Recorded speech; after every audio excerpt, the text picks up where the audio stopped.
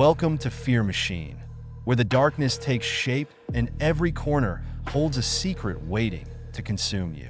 In tonight's tales, you'll encounter the supernatural forces that linger in the forgotten places, the haunted playgrounds, decaying manors, and sinister legends that refuse to die. As you journey through these chilling stories, prepare to face the unknown, where nightmares awaken and the truth is far more terrifying than fiction. From cursed grounds where restless spirits prey on the living to families torn apart by a malevolent presence, these are the stories that have haunted generations, and now they're coming for you. Story 1. The Forgotten Asylum. The rain pelted against the windshield of the group's van as they drove down a desolate road, overgrown with weeds and lined with skeletal trees. The headlights barely pierced the dense fog, which seemed to crawl closer with every mile. Up ahead, the looming silhouette of Blackwood Asylum emerged like a shadowed monster rising from the earth. Inside the van, tension hung heavy in the air. Among the group was Derek, the team leader and self-proclaimed skeptic who believed that science could explain even the most inexplicable phenomena. Beside him sat Elena, the tech specialist, her hands nervously fidgeting with the infrared camera. Jack and Mia, the brave or perhaps reckless newcomers, whispered excitedly in the back seat, eager for the adrenaline rush of ghost hunting. "I don't like this," Elena muttered, her voice barely audible over the rumble of the van's engine. "This place, it doesn't feel right. It's just another abandoned building," Derek replied curtly. "We'll get some footage, debunk a few myths, and be out by sunrise." But even Derek couldn't ignore the sinister aura of Blackwood Asylum. Decaying ivy snaked up its crumbling walls, and shattered windows formed jagged teeth across its facade. It was as if the asylum was alive, watching, waiting. The group parked near the rusted gates. As they prepared their equipment, a frail figure emerged from the shadows, clutching a tattered coat tightly around their frame. The man's face was hollow and pale, his eyes sunken as if they had seen horrors too vast to describe. "You shouldn't be here," the man rasped. His voice was barely more than a whisper, yet it carried a weight that silenced the group. Derek stepped forward. "Sir, we're just here to—" "No," the man interrupted, shaking his head violently. "You don't understand. The asylum, it's alive. It breathes. It hungers.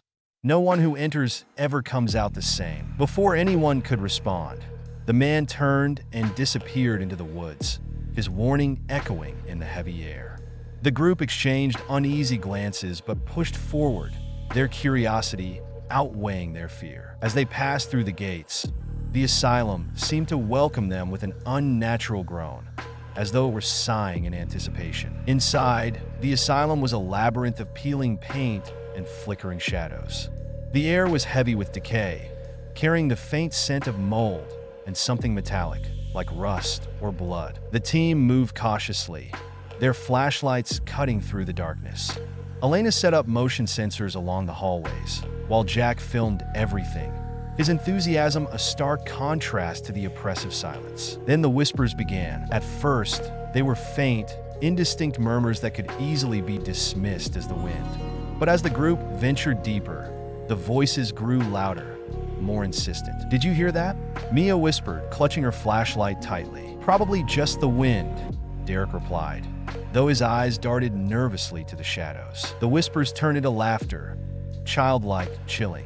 It seemed to echo from everywhere and nowhere, bouncing off the walls and burrowing into their minds. "Guys, something's wrong," Elena said, her voice trembling. She pointed to her tablet, which displayed the asylum's floor plan. The motion sensors she had placed earlier were blinking erratically. Something was moving fast, but there was no one else in the building. Suddenly, Jack screamed. The group whirled around to find him standing stiffly, his camera dangling from his hand. His eyes were wide, his face pale. "What happened?" Derek asked, shaking Jack's shoulder. Jack didn't respond. He simply turned and began walking down the hallway, his movements jerky, unnatural. "Jack, wait!" Mia called, but he didn't stop. He disappeared into the darkness, and when they chased after him, he was gone. Frantic, the group split up to search for him. Derek and Mia stumbled upon a room that seemed different from the others. The walls were pristine, untouched by time, and a single chair sat in the center, bathed in an eerie light. As soon as they stepped inside, the door slammed shut behind them. The walls began to close in, transforming into mirrors that reflected not their physical forms, but twisted, monstrous versions of themselves. Their reflections whispered, laughed, and screamed, creating a cacophony that drove them to the brink of madness. Meanwhile, Elena found Jack, or what was left of him. He stood motionless in the corner of a room, his face turned away. When she touched his shoulder, he turned, revealing hollow eye sockets and a mouth stitched shut. A scream caught in her throat as the lights flickered and Jack lunged at her. Hours passed, or was it days? Time had lost all meaning within Blackwood Asylum. Elena stumbled through the endless hallways, her mind unraveling with every step. She could hear the others, Derek's voice pleading for help, Mia's terrified sobs, but she could never find them. The asylum twisted and shifted, trapping her in a maze of horrors. Finally, she reached the main entrance. The heavy wooden doors stood ajar, revealing the faint glow of moonlight. Freedom was within her grasp, but as she stepped outside, she realized something was wrong. The air felt thicker, heavier. She turned to look back at the asylum and froze. The building was no longer decayed and abandoned. It was alive, pulsating like a grotesque organism. The walls shimmered, and faces pressed against the glass, screaming silently. Among them were Derek, Mia, and Jack. Elena's chest tightened as she felt an invisible force pulling her back toward the asylum. She clawed at the ground, but it was futile. The door slammed shut behind her, and the asylum let out a satisfied groan. Days later, the van was found parked near the gates, its engine cold, its doors wide open. Of the group, there was no sign, only their equipment, neatly arranged on the asylum steps, as if placed there by unseen hands. The legend of Blackwood Asylum lived on, claiming those brave or foolish enough to enter its maw. And somewhere deep within its walls, new whispers began to stir. Story 2, The Town That Vanished. Nestled deep in the Appalachian Mountains, the town of Elk Haven was once a bustling mining settlement in the late 1800s. By all accounts, its people were industrious and tight-knit, eking out a simple existence far from the sprawling cities of the East. But in 1887, Elk Haven vanished. No bodies were found. No survivors came forward. When authorities arrived weeks later, all they discovered were decaying structures, personal belongings left as though people had fled mid-step, and a suffocating silence. The mine shafts were sealed. Strange symbols were carved into trees and rocks, and whispers of a curse began to spread. Over time, Elk Haven became a ghost story, its disappearance explained away as a tragic accident or the work of raiders. But the truth lingered like a shadow in the minds of locals, buried beneath layers of superstition and fear. For historian Daniel Warren, Elk Haven was more than a mystery, it was an obsession. His late grandmother had told him stories of the town, warning him never to go there. She spoke of shadowy figures lurking near the ruins and the sound of faint, sorrowful singing carried by the wind. When a faded journal surfaced at an estate auction, a diary supposedly belonging to Elk Haven's last mayor, Daniel couldn't resist. The journal hinted at something sinister. Cryptic entries about the ceremony, the arrival of a stranger described only as the Wanderer, and a final, chilling line: "The town will cross over tonight." Armed with curiosity and arrogance, Daniel packed his gear and drove to Elk Haven, now an overgrown skeleton of its former self. Locals refused to give directions, their faces paling at the mention of the town. He finally found the trailhead after hours of navigating winding mountain roads. As he stepped into the forest, the air seemed to shift, heavy with an unnatural stillness. The path narrowed, the trees looming closer, their twisted branches forming a canopy that blocked out the sun. The ruins of Elk Haven greeted him with an eerie stillness, the remnants of buildings leaning like weary sentinels. He had come seeking answers. What he found would haunt him forever. Daniel spent the first day documenting the ruins. The carvings were everywhere, strange geometric patterns etched into door frames, trees, and even the stones lining the riverbank. He photographed them meticulously, though the sight of the symbols made his stomach churn. As night fell, He set up camp near the old town square.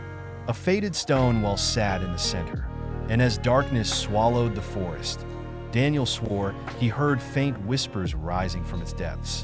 He dismissed it as the wind, but his unease grew. Around midnight, the symbols began to glow, softly at first, then with an intensity that bathed the ruins in an eerie, cold light. Daniel scrambled for his camera, but his hands trembled so badly he could barely focus the lens. The air grew colder, the silence sharper, as though the entire forest was holding its breath. That's when he saw them. Shadowy figures began to emerge, their forms translucent but unmistakably human. They moved through the ruins with purpose, reenacting scenes of a long-lost past. A woman carrying a basket, a child chasing a ball, a miner walking home with a pickaxe over his shoulder. But their faces, blurred, featureless, sent a jolt of terror through Daniel. As he watched, the scene shifted. The figures grew frantic, running toward the town square. A bell tolled in the distance, deep and mournful. Daniel followed them, heart pounding, as they gathered around the well. The whispers grew louder, almost deafening now. The figures began to chant, their voices overlapping in a language Daniel didn't recognize.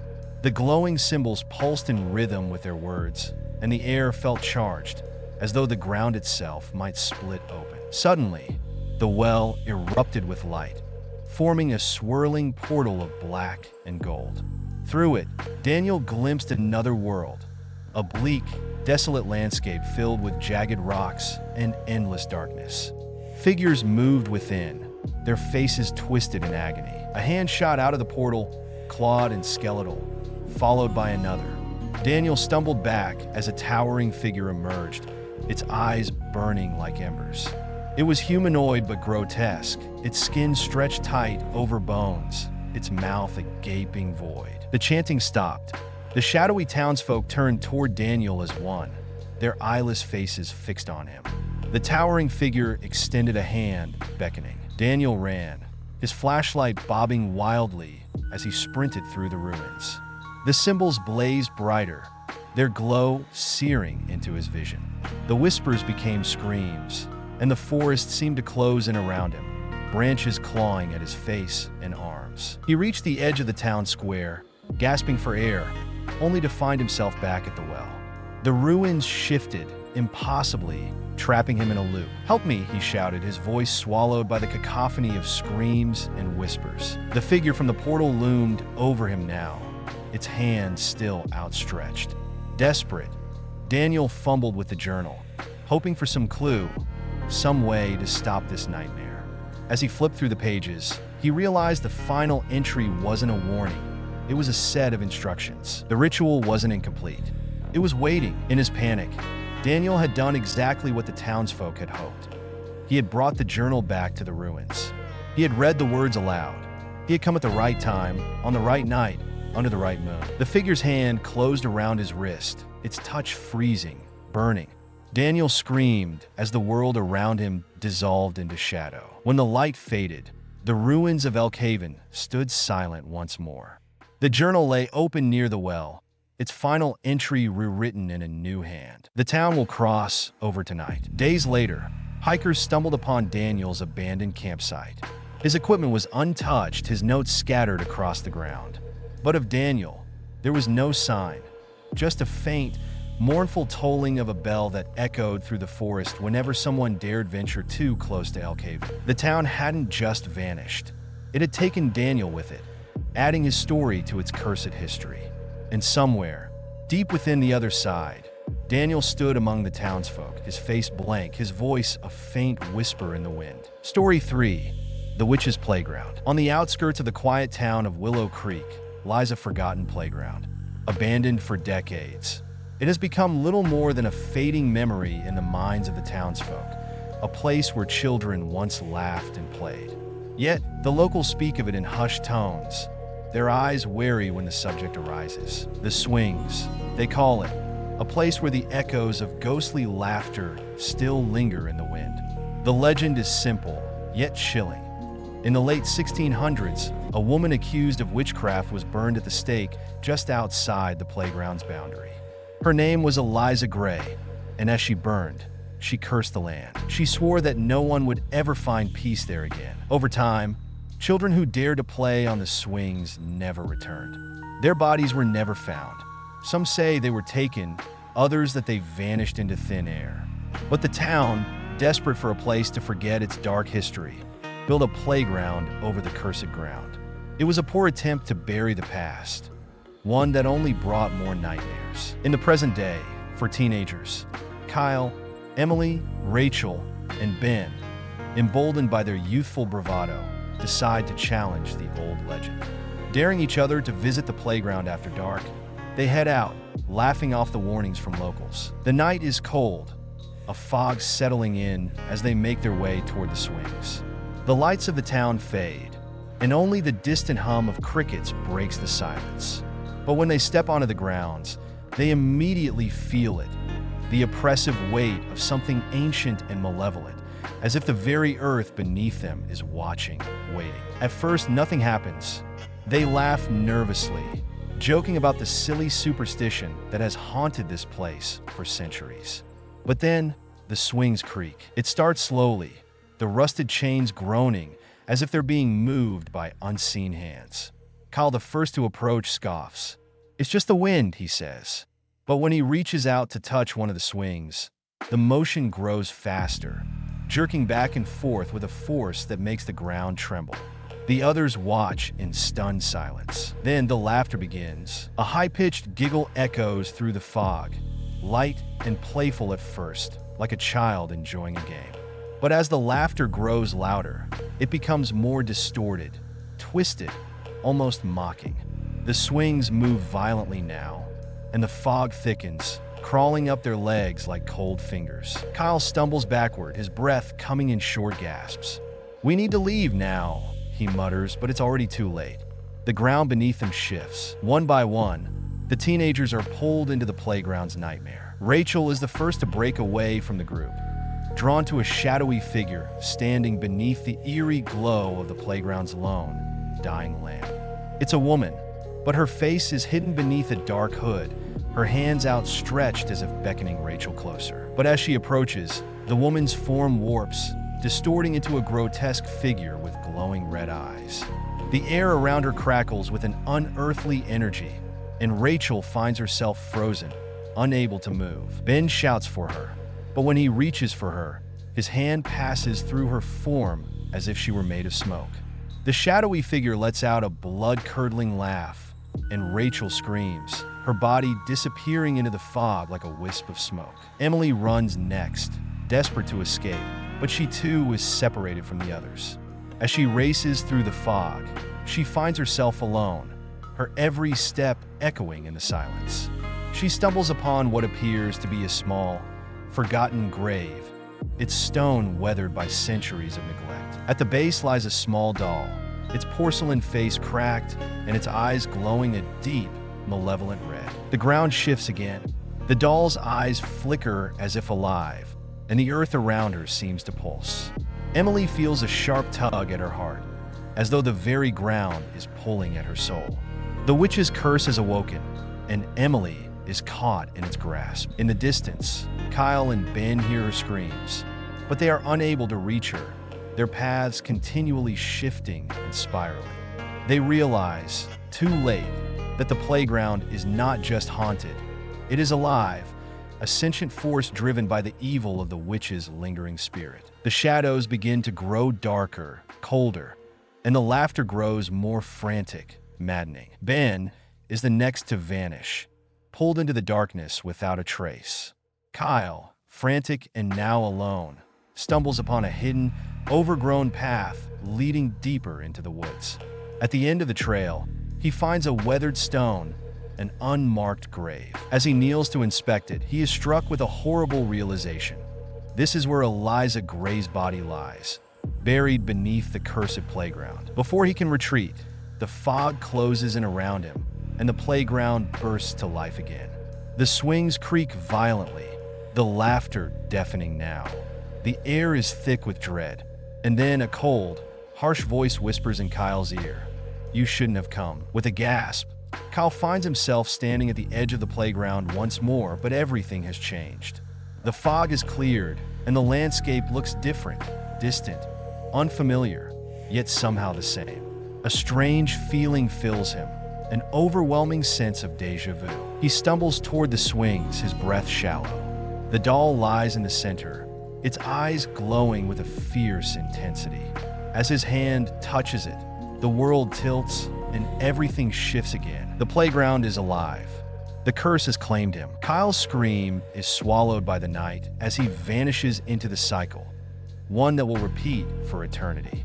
And when the next group of teenagers dares to visit the playground, they will find themselves trapped in the same nightmare, drawn by the witch's evil, never to escape.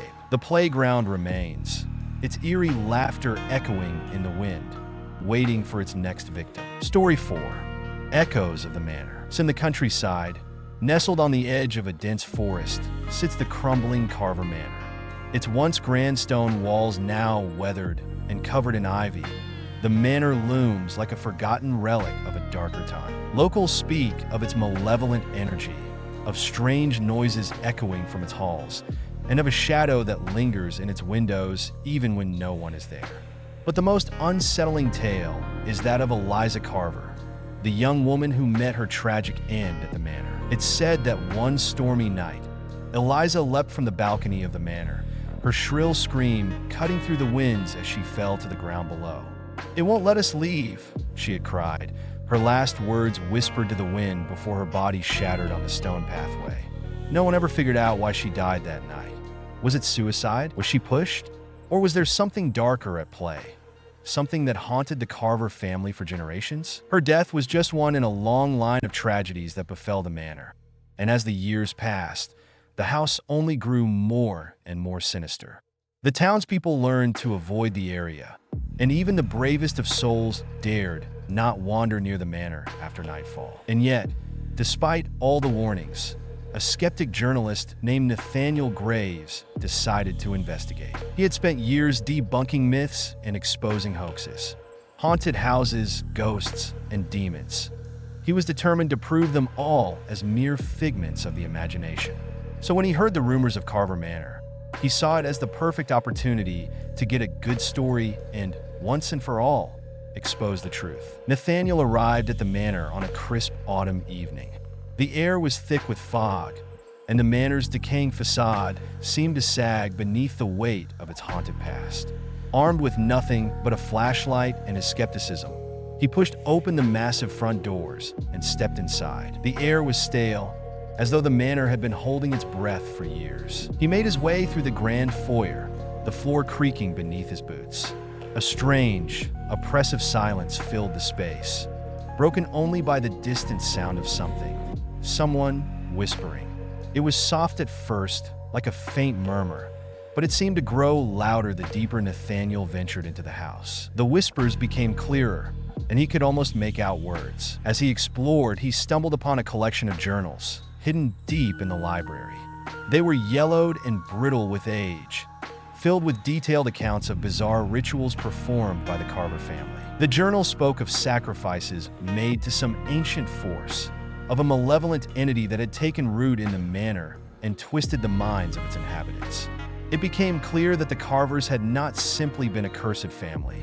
They had summoned something far worse, something that had driven them to madness and violence. In one journal entry, Eliza Carver described a dream, no, a vision, in which the manor itself came alive, its walls breathing, shifting, and distorting reality.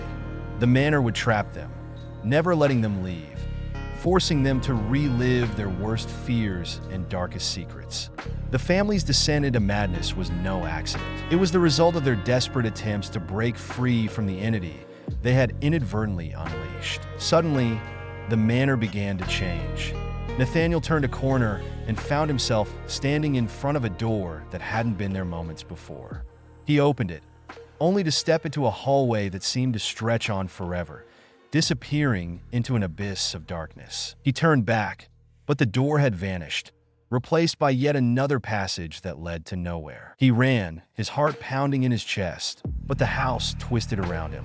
Hallways stretched impossibly long, doors led to empty rooms, and shadows danced just out of the corner of his eye.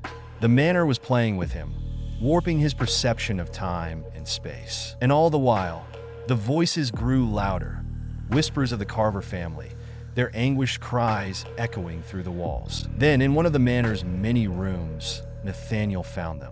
The apparitions of the Carver family, Eliza, her parents, and her younger brother, were reenacting their final, violent moments. Eliza's father stood at the edge of a balcony, his hands stained with blood. Her mother screamed, pleading for her family to escape, but her voice was drowned out by the sound of a deep, guttural growl that seemed to come from the very walls themselves. The ghostly figures reached out to Nathaniel, their eyes empty, pleading for help. But he knew better than to try to intervene. He had read the journals, heard the warnings. They had all tried to escape, and it had only made things worse. They were trapped in the manor, bound by the malevolent force that had consumed them. And now it seemed the house wanted him, too. Nathaniel's world was collapsing. The manor's twisting halls, the endless whispers, the ghosts that begged for release. It all became too much. His mind began to fracture, just as the Carver families had. The walls closed in around him, suffocating him with a sense of dread. He tried to run, but the house wouldn't let him. He couldn't leave. In a final, desperate attempt, Nathaniel fled to the front doors, but when he reached them, they wouldn't open. They were locked. No, they were sealed. A force far beyond his understanding held them shut. He turned to face the manor one last time, and that's when he saw it. The entity that had driven the Carvers to madness stood before him, dark, shapeless, and towering. It was the embodiment of the house itself, a living, breathing nightmare that fed on the souls of those who dared to enter. With a voice like gravel scraping across stone, it spoke. "You will stay. You will serve. You will become the caretaker." Nathaniel screamed as the manor's power wrapped around him, pulling him into its cursed grasp. His body trembled as the house fed on his soul, leaving him empty, hollow. Years passed, and the town forgot the name of Nathaniel Graves. The manor stood in eerie silence, its dark secrets buried beneath the weight of time. But sometimes, when the wind howls through the trees, you can hear it, the faintest whisper, a voice lost to madness. Help us please escape. And on stormy nights, when the fog settles thick in the air, the manor waits, forever hungry for new souls to claim. As the night draws to a close, remember, these tales may just be the beginning. The witch's playground still echoes with the ghostly laughter of the past. The manor's walls continue to twist reality, and the urban legends linger, waiting for their next victim. You can try to walk away, but these stories have a way of following you long after the screen goes dark. So, next time you hear a whisper in the wind or feel a shadow on your shoulder, ask yourself, is it just your imagination, or has the fear come to life? Stay tuned, because in the world of Fear Machine, there's always another story just around the corner.